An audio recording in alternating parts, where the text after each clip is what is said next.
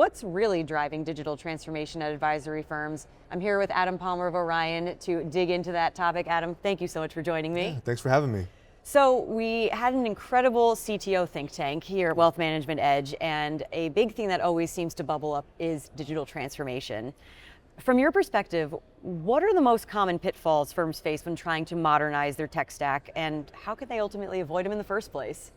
Yeah. I mean, ultimately, the big theme, obviously, modernizing the tech stack. But what I see pitfalls and where people are failing and firms are failing is when they don't have a strategy. When they're implementing tech just to implement tech, right? Like, we need to modernize, we need to keep up. The shiny object syndrome. Exactly. And a lot of firms could take a lot from just slowing down, to be honest with you. Obviously, everybody wants to run 100 miles an hour and modernize their tech stack and all that, but just taking a beat, slowing down, creating a strategy, and implementing the right tech and modernizing with the right tech, whether it be AI, whether it be data warehousing, all of these buzzwords around the industry, around technology. But if you don't have a strategy, you're going to fail, and that's really the pitfall. And where Orion is positioned is to not only help implement tech, but also consult on what type of tech to implement. And it may not always be Orion's tech, and we are completely fine with that. That's why we pride ourselves on being open source. But ultimately, we want to be consultative and we want to be helpful, but obviously we also want them to use the Orion tech while doing all of that. Absolutely. Yeah. And speaking of implementation, AI obviously is huge right now and making waves across our industry. What is Orion's approach to integrating AI in ways that are actually useful and not just buzzy and moving too fast, like you mentioned? Yeah, exactly. The way that Orion looks at AI is we're not looking to take anybody's job, right? We're not looking to eliminate roles around the industry. We view it as assistive technology that can help advisors spend more time at what they're really good at and what they want to do, and that's they're people, right? Like, they want to be helping people, they want to be growing new assets by organic growth, they want to meet new people, and we just want to build tools using artificial intelligence and natural language processing to make their lives easier, whether that be editing a report, doing some large data extract, or optimizing some workflow in the CRM. That's how we view AI, and really just be that assistant and be that true software as a service, rather than some operations employee or advisor banging their head against the wall because they can't get something done because a tool is difficult to use or a process is hard.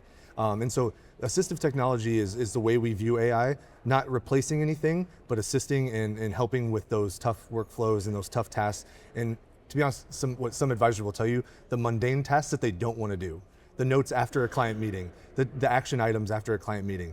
If we can optimize that and make that more efficient, their lives are 2-3x better.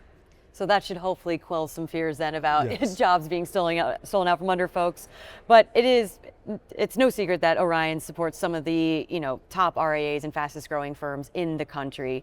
What do you see separates the firms that are thriving with technology versus those that are maybe just treading water a little bit? Yeah, that's a good question, and actually something I've been talking to a lot of people about, especially those firms around like the 1 billion to 2 billion AUM mark, right?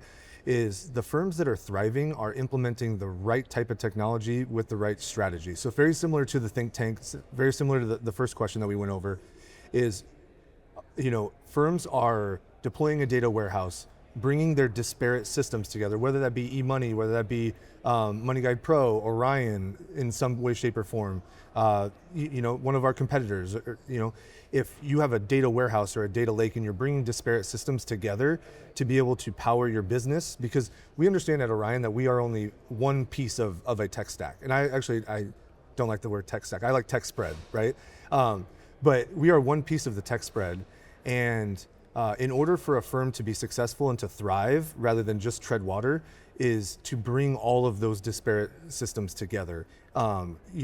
There's true power in having all of your data and taking control of all of your data to be able to create business insights and to be able to make data-driven decisions that don't just come from one of your vendor partners.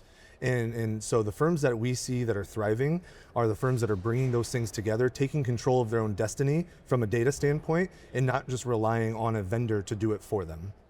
Well, I'm totally stealing the term tech spread because it's nice to have something new out there besides tech stack. So thank you for that nugget. Adam, thank you so much for your insights. Yes, thank you. For wealthmanagement.com, I'm Shannon Rossick.